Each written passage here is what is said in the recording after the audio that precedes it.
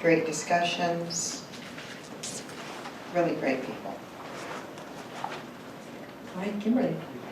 Nothing extra to report or additive to report. Neither do I. Sandy. So I continued the work with the Woodmore Summer Reading Program, but also in addition to superintendent principal, I attended the teaching college put on by Columbia University at Woodmore. It had many of our principals and teacher leaders from around the district in attendance with it, a lot of energy. The Reading Institute, and then my understanding is they are spending the year continuing to work with us, I think specifically Woodmore, but yeah, others as well. And just what a great program that was, and a lot of really good instruction. I was told, and as I do when I'm told by Angela, I attended the administrators and coaches support for reading workshop, so that was, I got to go to that program, and it was great to hear all the work that's being done by our principals and administrators. Oh, Yeah. Very nice. Yeah, I'll just reiterate the Representative Del Bene roundtable discussion was really a great opportunity to hear from other districts as well. And she's such a thoughtful listener. It's very much appreciated. And yesterday I went to a reconvening of the North Shore Nourishing Networks that deals with hunger in the North Shore School District. And just kind of checking in and hearing the new initiatives by different faith-based organizations and different partners with North Shore, and just really good work continuing to go on. And this morning's advance, a dynamic speaker, and very much appreciated. Yeah, and Caprice was as well. So. So just a few notes for the upcoming. I just looked at my notes and there's something I didn't bring up in future agenda. Can I flip back really quick? Sorry about that. The EAP program, that's the parent or the child that we heard from today. That is, I've heard from several people about how many times the kids are switching schools. So I think he brought up that he'd already been to 3 different schools. So I know that we're doing some of this for the reason of our schools are overcrowded and we're trying to find where to place kids, but it seems inequitable to me that these kids are getting moved around so much and the stress that that does bring to kids. So maybe if we can have a discussion about that on a future agenda, because I am concerned about the number of moves these kids are making. Or find out more information, how many times are kids really having to move to new school. I think that's really hard on kids. So maybe as a starting place, I could ask Nancy Young, who oversees the EAP program, just to prepare some information for the board to provide you some more background on the increasing number of students who qualified for EAP and the demands that's placed on the system, and then how we did the process of determining which students would be assigned to which program. Yeah, I mean, that would be great. And somewhere in there, be able to let us know how many school changes are these kids? I mean, are we tracking how many school changes some of these students are making? Are we keeping track of that or record of that? We do. I would presume that for this particular student, typical for many EAP students, Morelands was probably his, I'm assuming, although I don't know for sure, is probably his resident area school.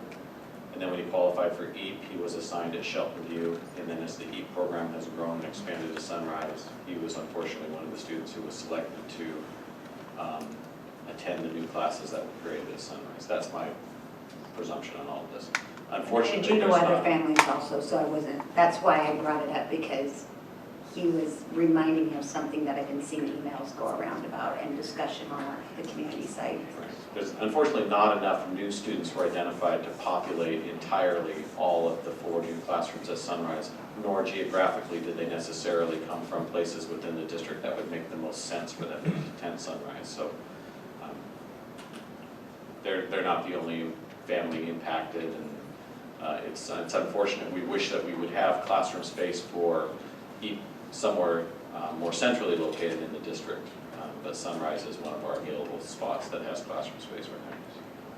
Now, what I will say is equitable, and maybe we need to re-communicate this to the families if we haven't been, is that they can go to their home school, so they can still be served That is correct. within their home school, and they're being provided services that we are working to make even better this next year. Part of the change in the EAP law, yes, was the opportunity for students to remain in their home schools and receive highly capable services.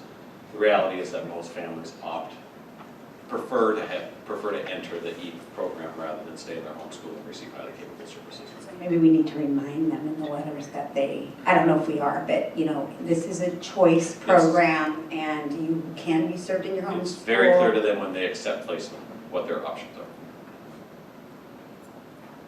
I've heard it said that the EAP program serves the students better than the program in their local schools. I think there are probably benefits both ways. I would say most families prefer that their students are in a self-contained classroom with similarly highly capable students for the wide-ranging intellectual stimulation that provides them all day long. That's why I said looking to improve the home school program.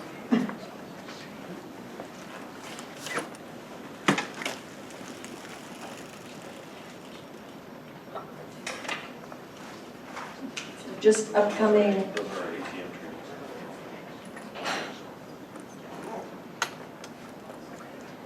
so upcoming opportunities, the alternative learning experience exit phone conference exit phone conference is on Friday at 9 o'clock. And it's a dial-in phone conference. Right now Sandy and I are scheduled to dial in on that.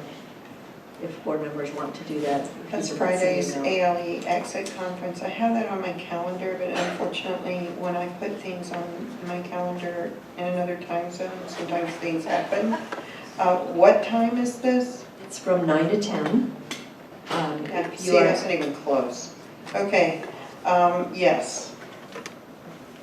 I'll be So you would like to participating. participate? Yes. Okay. Cindy will get information to you about how to dial in, and I have the number, 360-407-3780. Is there a code then? Okay.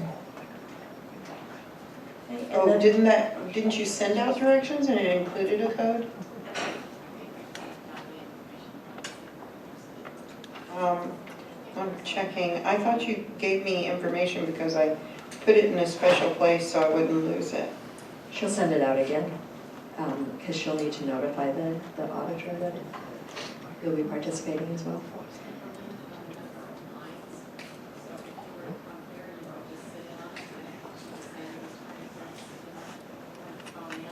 There are 3 ports available for district staff. So wait, is it a physical thing then being held here? It's a phone conference with up to, I believe, 3 phone lines available for the district to use. So it can very well be possible, I'll check with Jolie, or Cindy and I can check with Jolie to make sure that our district staff are only using one that would leave them. I will simplify this and defer to Dawn. Cindy, you can remove me from the list, and I will, Dawn can take one of. I can come here. take the- I can come here also. I just thought that this was the They option you wanted. have a The phone. limited number of ports available. Yeah, according I'm to the- hearing that, but I thought that was what you wanted. The auditor's office is elected to do it by telephone and provided us with 3 ports or lines. So Okay. we're just trying to make it work best for whoever wants to. And again, I love port, so I want the port. Okay. I can come here if you need it. I'll Is it just the two of you? Well, that's what she said. and Cindy, you can let them know that I will not, I'll hear about it from the other board members and I will not be calling in, yeah. And so Your little dog. All right, and then the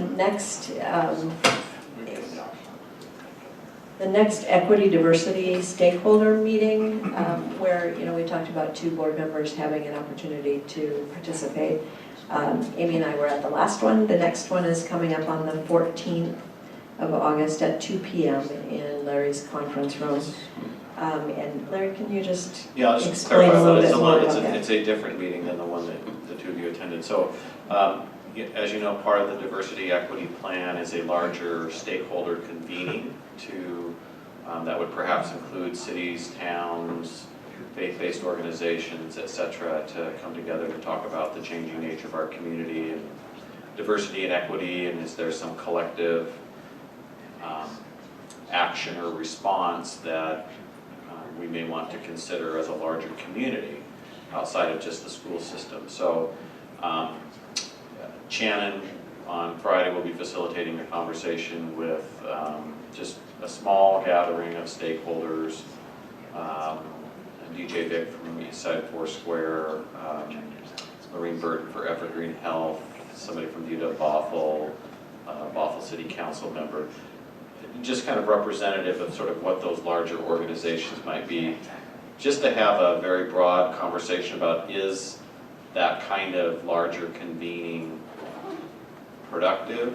What would be the ask of people? So if we're inviting multiple stakeholders to this convening, what's the purpose, what's the intended outcome or the objective of such a meeting? So it's just to have a very open preliminary conversation about, is that a good idea? Does that make sense to people? And if so, as we're thinking about hosting such an event, for those we invite who might want to say, well, what am I coming for? What am I getting into? What's the expectation of me? That we can clearly articulate that. I think that sounds great, and I'm glad we're doing it, but I cannot come on the 14th, so. That's I would've this loved to, Friday, and but I can't It's either. just too short notice. Board members available? I'm not on Friday. Is there any way to get the information earlier, even if we put it in a board briefing? Because This one wasn't scheduled until pretty recently, just because of the challenges of trying to coordinate everybody's Okay. calendars. but if we do get them earlier, that would be awesome, even if Cindy just, When we know about them, I will definitely pass Yeah, on that'd be the great. time and the date, yeah. Thank you. So it doesn't sound like anybody is available this Friday for it. no, it's too bad too. So. And then there will be other opportunities coming up, and we'll let you know as they come. Can you go to it, Jan? I can't either, I'm working that day, so. And then the WASDA annual conference, early bird workshops, if you will let Amy, Sandy, and Kimberly, if you will let Cindy know as soon as possible, if you have any interest in being registered for the early bird workshops, she will take care of that. But everybody's been registered for the conference itself. Can you guys believe you're not going? I'm participating in one, so I'll be going to a little bit of it. And that's all I have for this. This portion of the regular meeting is now concluded, and the board will recess into an executive session. We'll be convening in room 201 to discuss property acquisition. It's estimated that the executive session will last approximately 30 minutes, and the board will take no action during the executive session. At the conclusion of the executive session, the board will reconvene the regular meeting for the sole purpose of adjournment. And we will take about an 8-minute break, and we will convene upstairs in 201 at 6:20. No, it'll be in an email that Kim sent though. Okay.